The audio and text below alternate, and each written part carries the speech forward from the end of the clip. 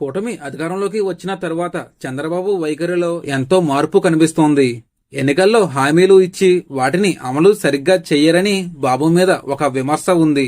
అదే ఆయనకు మరుసటి ఎన్నికల్లో ఓటమికి కారణమవుతోంది.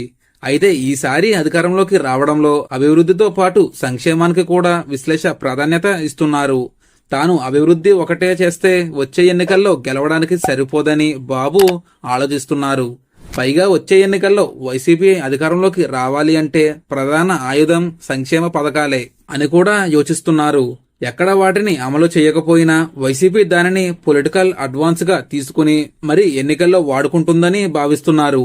అందుకే వైసీపీకి ఛాన్స్ ఇవ్వకుండా సూపర్ 6 పథకాలను ఒక్కో దానిని పూర్తిగా అమలు చేయడానికి చూస్తున్నారు. తల్లికి వందనం బాబు బాగానే అమలు చేశారు. దాంతో పెద్ద ఎత్తున ఈ విషయంలో తల్లులు సంతృప్తి వ్యక్తం అయ్యింది. ఇంకా అన్నదాత సుఖీభవ పథకాన్ని కూడా త్వరలో అమలు చేయబోతున్నారు. ఆగస్టు 15 నుంచి మహిళలకు ఉచిత బస్సు సదుపాయం కల్పిస్తామని బాబు ప్రకటించారు. దాంతో పాటు ఆటో డ్రైవర్లను ఆర్థికంగా ఆదుకుంటామని వారి కోసం పథకం అమలు చేస్తున్నారు. ఇప్పుడు నిరుద్యోగ యువత కోసం మరో పథకాన్ని అమలు చేయడానికి కసరత్తు చేస్తున్నారు.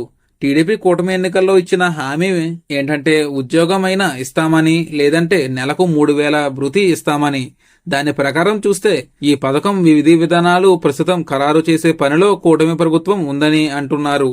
మొత్తానికి కూటమి ప్రభుత్వం రెండు వైపులా పొదునైన కత్తి మాదిరిగా అటు అభివృద్ధి ఇటు సంక్షేమాన్ని అమలు చేస్తుంది. ఈ పథకాలు ఇలాగే కొనసాగితే జగన్ సంక్షేమ పథకాల గురించి నోరు ఎత్తడానికి కూడా ఉండదు. పోని అభివృద్ధి కోసం మాట్లాడదామంటే ఆయన అభివృద్ధికి పెట్టింది పేరు. ఇలా జగన్ని అష్టదిగ్బంధనం చేసేలా చంద్రబాబు మార్క్ రాజకీయం చేస్తున్నారు. ఈ సంక్షేమ పథకాల వల్ల అత్యధిక శాతం ప్రజలు కూటమికి మద్దతుగా ఉంటారని అంచనా వేస్తున్నారు. ఇది ఫ్రెండ్స్ ఈరోజు వీడియో. ఇటువంటి మరిన్ని వీడియోస్ కోసం మన ఛానల్ ని సబ్స్క్రైబ్ చేసుకోండి. Thank you friends.